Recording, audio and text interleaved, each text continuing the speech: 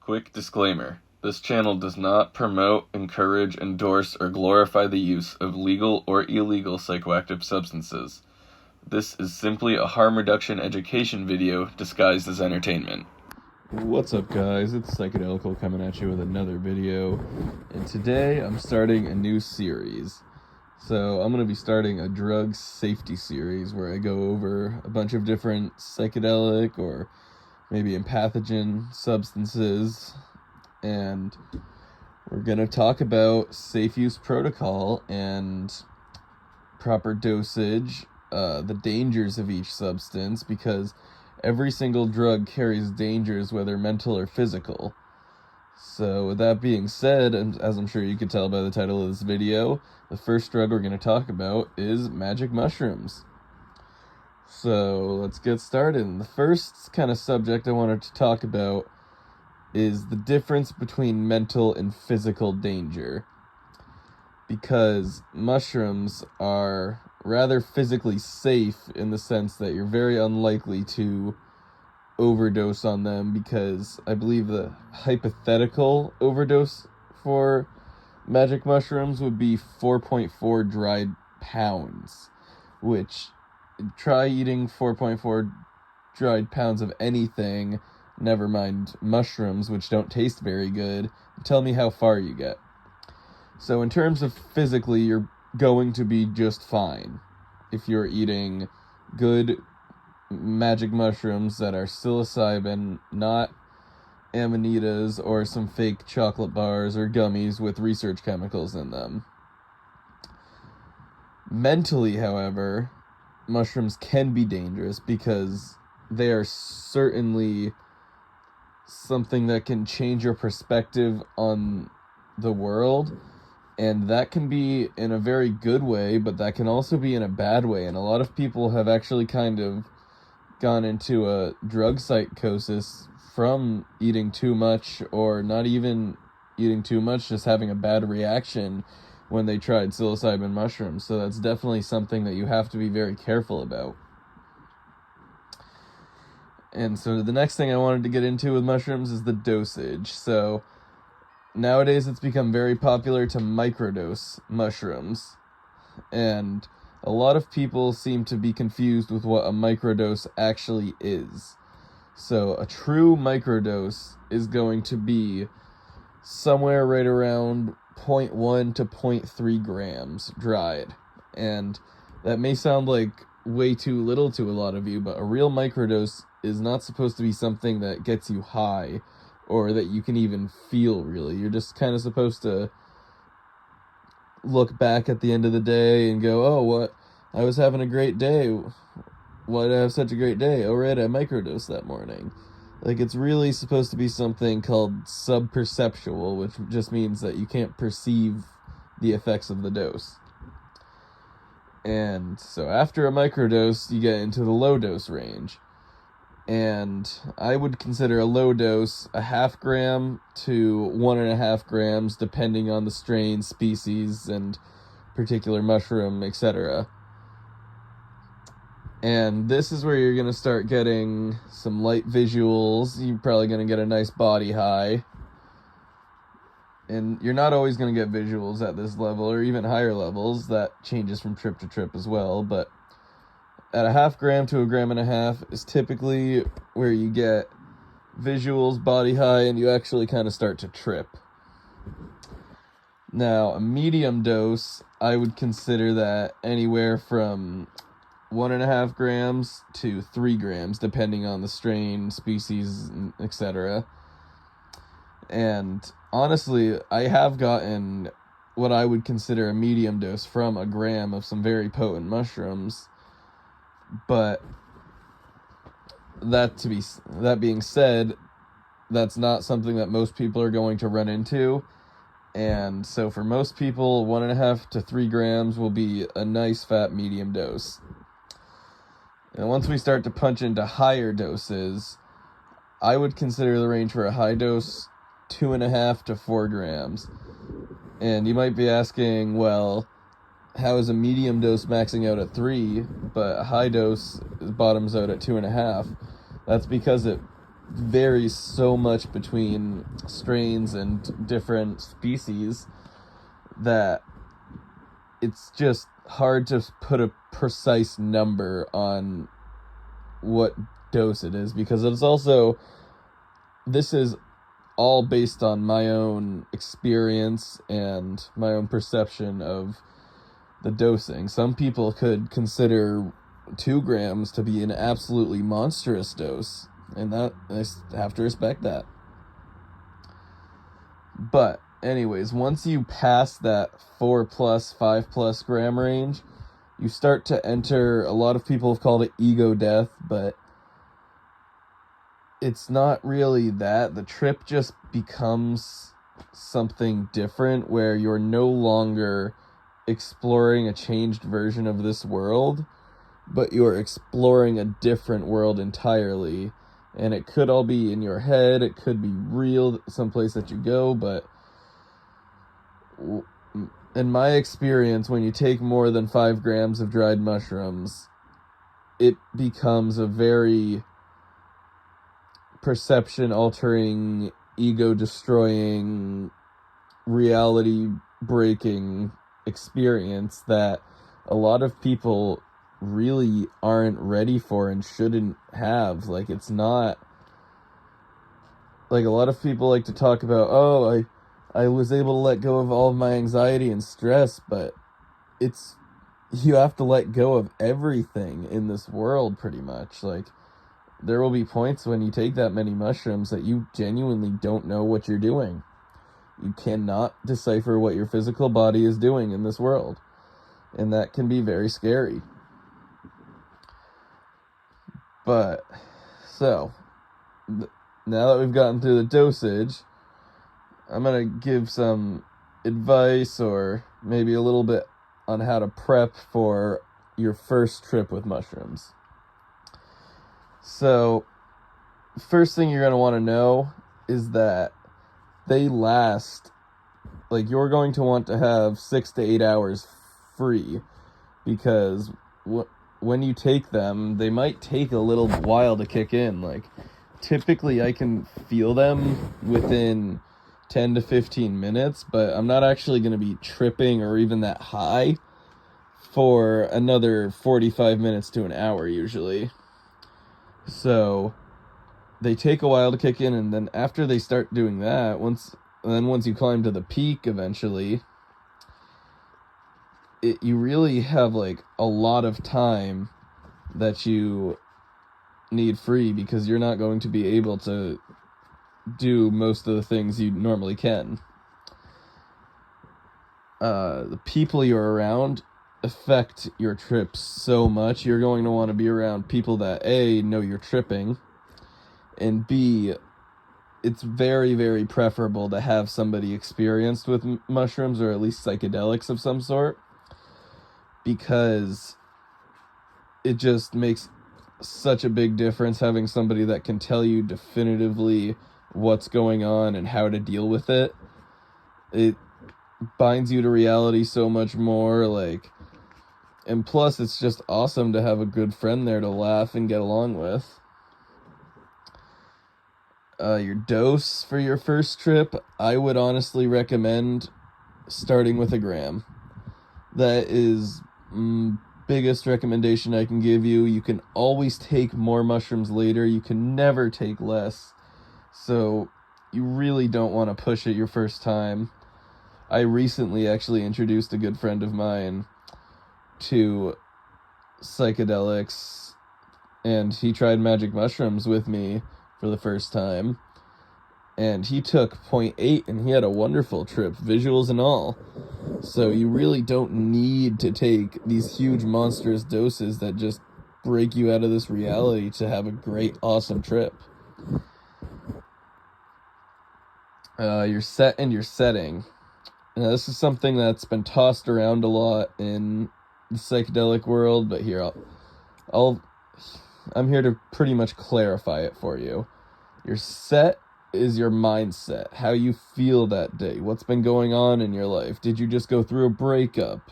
How's your relationship with your parents? Has that been weighing on you recently? Like, Do you have a lot of expectations from work or school at the moment? Because all of those will affect your trip. And your setting is where you are. Like, are you in your bedroom? Are you over at a friend's house? Are you in the middle of the forest, which is a great place to trip, by the way? Like, I also consider this to be part of set and setting, but I couldn't really tell you which one it is exactly. But like, your diet as you lead up to the trip will greatly affect it as well. And that being said, I am sure that by now you're ready to take these mushrooms. You figured out how much you're going to take. Let's say you're taking a gram. You got your best friend who's tripped a bunch, who's going to take the same dose with you. And you guys are out in the perfect setting at a cabin by a pond in the middle of the woods. It's sunny out. It's beautiful. You guys are ready. How do you want to eat them? Or do you want to eat them? How do you want to take them? Do you want to eat them? Do you want to put them in a sandwich? You can make them into tea or lemon tech. Does it really even matter what you do? So in my experience, eating them is always the most genuine way to do it. You just pop them in your mouth, no sandwich, no nothing. You just eat the mushrooms and wash it down with something after.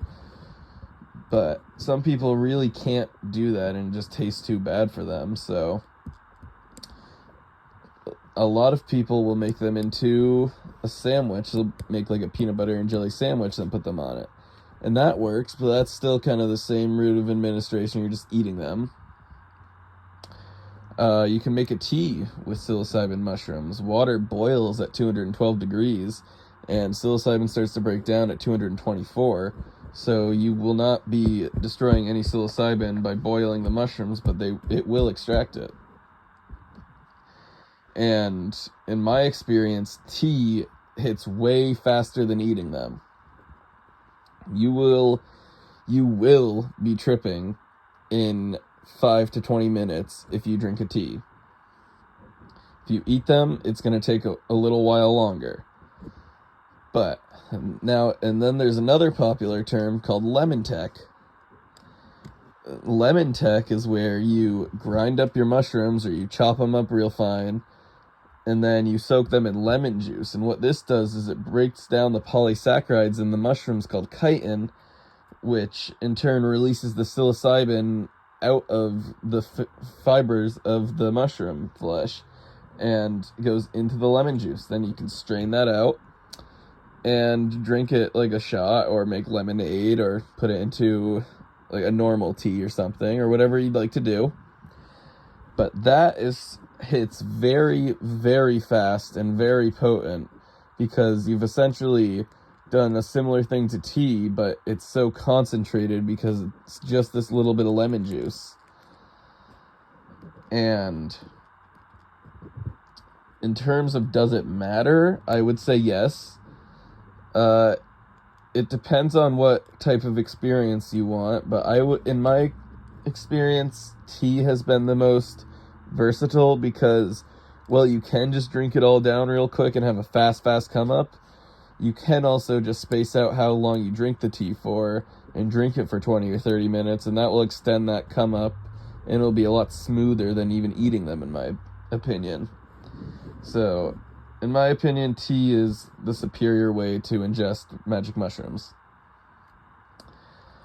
Now, you've eaten your mushrooms, you're waiting for something to happen. If you've eaten them, then the come up is going to be, you're probably going to feel them in 15 to 20 minutes, maybe even less, but you likely wouldn't really be tripping for another hour or so. If you drank them in a tea or lemon tech and you chugged it all down, then you're going to be tripping full on within 30 minutes. You will be at the peak of the trip in 30 minutes. And that can be pretty intense if you've never tripped before. So I would suggest if you eat them, then just eat them all at once. If you drink a tea, try to drink it slowly. And I would not do lemon tech for your first time. Now that you've kind of come up you're feeling the mushrooms, stuff's starting to get giggly, maybe some edges are getting a little wobbly, the leaves are moving into these awesome floral patterns. You're starting to come up on the peak. And the thing about the peak of a mushroom trip is it can almost be hard to recognize sometimes until it's past you. Like, you'll go from knowing that you're coming up to you're just tripping and tripping and tripping, and then it ends and you get out of that trip headspace and you only then realize that you were tripping just then. And it's very strange, go figure, trippy feeling, but that's what happens and can be a little weird. But so the visuals at the peak should be as strong as they're going to get, and it really depends on your dose, the mushrooms, and a multitude of factors. You might not get visuals. You're always going to get a body high and this mental headspace of just weirdness and what the fuck. And it's really hard to prepare somebody for a mushroom trip or psychedelics if they've never experienced them. But I would say that if you've taken a reasonable amount, it won't be so intense that you are out of control. Now, once the come down begins, in my opinion, the first sign of the come down is when you're not tripping as hard anymore, and then eventually you realize that you're not really tripping anymore and you're just very high on mushrooms. And at this point, a lot of people will think that they're okay to drive, but you still have an hour or two before you are done. So I would not drive at this stage. It's still very dangerous. And so you want to wait until you really don't feel high on the mushrooms anymore. And that for some people can be 6 hours after they ate them, or some people that's 2 days after they ate them. It's really so personal that it's just hard to say exactly how you will be. So just err with caution on that kind of stuff. And now that you've tripped, you're probably realizing, fuck, I'm tired. Like, not necessarily physically, but mentally, you ought to be drained and pooped. Like, it's a draining experience that isn't really for the weak of mind, because it just takes a lot of, I don't want to say willpower, but just a lot of mental fortitude to be able to trip and not be drained at the end. And so obviously you're drained, you're probably just going to go to sleep or spend the rest of the day smoking some weed, eat some food, then go to bed. But whatever, the rest of that day you can just kind of do what you want and hang out. The days and weeks following, you should be really focusing on something called integration, which is you've been exposed to all these great things by the mushrooms and maybe even some new perspectives of the world, but how do you integrate that into your day-to-day life? You know, what is integration? How do you do it? Do you need therapy? The answer is no, you don't need therapy.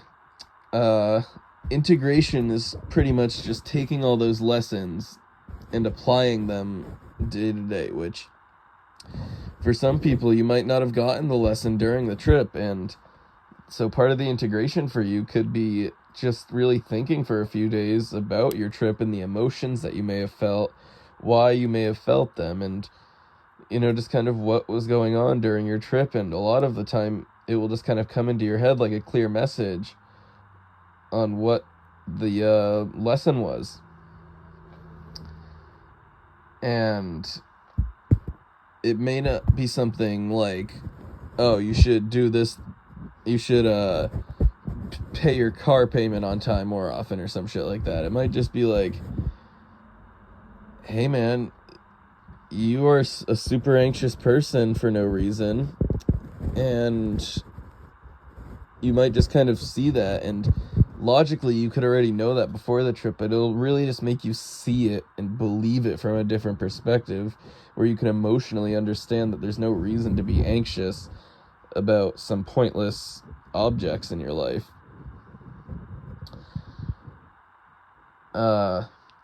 So the thing about mushrooms is you don't want to do them too often, because too much of a good thing is bad. And it's hard for me to say that because I love mushrooms. I really like tripping all the time. But too much of a good thing is bad, and tripping too often can have detrimental impacts on your mental health.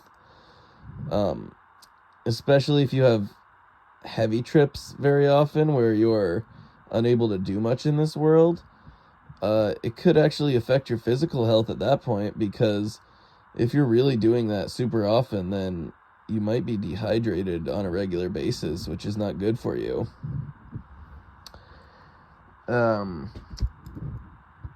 Yeah, that's pretty much all I have for today. Oh, no, I've got a couple more things written down here. My apologies. So I'm going to talk a little bit about the fake mushroom chocolate bars and everything that's been going around. There's a difference between amanita and psilocybin mushrooms. Amanita mushrooms have ibotenic acid, muscarine, and muscimol in them, and ibotenic acid is actually poisonous, and muscarine causes a salivating, foaming of the mouth effect. So and muscimol is really not it's not the same experience as psilocybin at all. But a lot of these bars that even claim to be amanita aren't actually that at all. They're research chemicals that have just been randomly made tryptamines in a lab somewhere, or maybe not even tryptamines, but random made psychedelic drugs in a lab, just shoved into these chocolates and gummies and then put on shelves.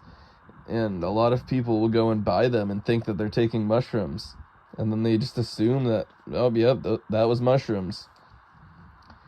And it's really just dangerous. It's a dangerous, dangerous market.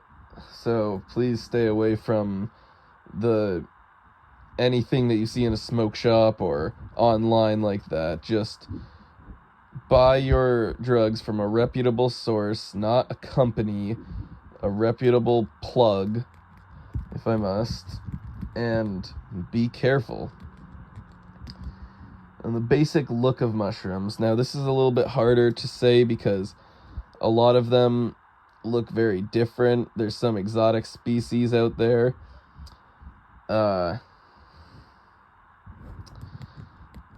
The basic look of them is they're going to have a white stem, a white or brown stem with some blue-green staining on it. There should be a golden cap on it or a white cap on it, and they should all have blue-green staining all over the mushroom.